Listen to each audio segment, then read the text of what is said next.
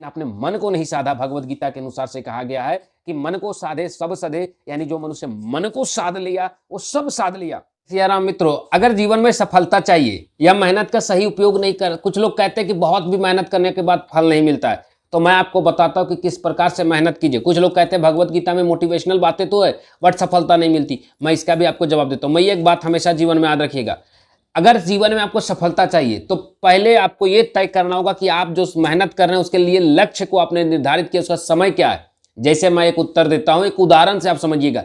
एक लड़का एक समय में एक पेड़ के ऊपर पत्थर मार रहा था, तभी बगल से एक व्यक्ति गुजर रहा था। उसने पूछा, बेटा क्या कर रहे हो? उसने बोला कि सर मैं आम खाना चाह रहा हूं इसलिए मैं पत्थर मार रहा हूं। तो बच्चे को बोला गया, उसके पिताजी उस आदमी के द्वारा बताया गया कि बेटा जो जिस पेड़ पर तुम पत्थर मार रहे हो वो कटहल का पेड़ है, आम का नहीं। आम खाने के लिए तुमको आम के पेड़ पर पत्थर मारना होगा। वो बेचारा बच्चा गया और आम के पेड़ पर पत्थर मारने लगा। फिर वो आदमी कुछ समय के बाद उससे मिला, बोला क्या हुआ, थक के कहाँ से आ रहे हो? बोलता है कि महाराज मैं आपने जब से बताया मैं रोज जाकर के पत्थर मार रहा हूँ, सुबह से शाम अभी तक मुझे आम नहीं मिली, मैं 15 दिनों से मार रहा हूँ। बोला बेटा अभी जो मौसम है वो सर्द ऋतु यानी ठंडे की मौसम है और आम फलती है ग्रीष्म ऋतु में। आप ऋतु के विपरीत जा रहे हैं। जब आम फलेगी, जब ग्रीष्म ऋतु आएगी तब पत्थर मारिएगा, आपको आम मिलेगा। इसका अर्थ क्या हुआ मैया?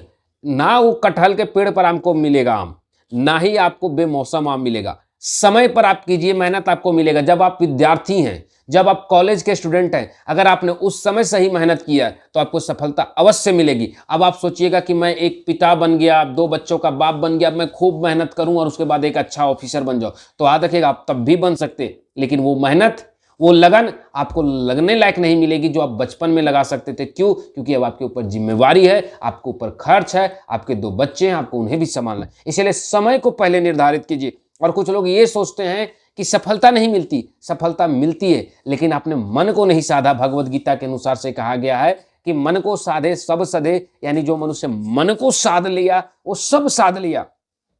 अपने मन को नहीं साध पाया। मन को साधने का मतलब क्या हुआ? आप बनना चाहते हैं डॉक्टर, लेकिन आपके मन में कभी कभी आता है साला वो इंजीनियर कितना पैसे वाला है। आप बनना चाहते हैं आईएएस, लेकिन कहते देखो डॉक्टर कितना बड़ा बड़ा हॉस्पिटल का मालिक है, काश ऐसा डॉक्टर हम भी रहते। तो आपकी मन नहीं सध रही है, और मन को ना साधे तो धन कैसा और धर्म कैसा, और फिर आप लक्ष्य कैसा, और फिर सफलता कैसी। इसीलिए कहते हैं मन को साधे सब सधे। सबसे पहले आप मन को साधिए मैया। इसीलिए जीवन में मन को जो मनुष्य साध लिया वो सफलता पाएगी। लेकिन कुछ लोग मन को नहीं साध पाते। इसका उदाहरण मैं एक और देता हूं।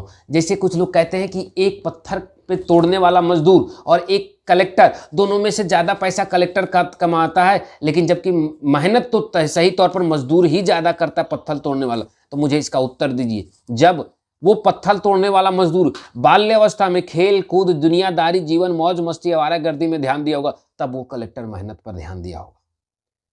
और कुछ लोग कहते हैं मन को साधने से ही सफलता मिलती है मैया। वो ईटा धोने वाला मजदूर कभी अपने जीवन में मन को नहीं साधा होगा कि चलो 18 घंटा बैठ करके पढ़ ले, लेकिन वो डीसी ने मन को साध करके अपने खेल कूद सुखों को त्याग करके 18 घंटा पढ़ा होगा, तब वो कलेक्टर है। इसलिए आज उसके पास सुख है, लेकिन उसने समय पर मेहनत किया। उस ईटा ढोने वाले ने समय पर मेहनत नहीं किया, अब उसका मेहनत व्यर्थ है, क्योंकि अब वो ना मेहनत कर सकता है, ना वो मेहनत करने लायक रहा। इसीलिए कहते हैं ना कि सफलता आपके अनुसार से, आपके कर्मों के अनुसार से, आपके समय के अनुसार से मिलती है। अगर कोई व्यक्ति बाल्य अवस्था में अगर जो चीज़ नहीं कर पाया वो जवानी में नहीं कर पाएगा।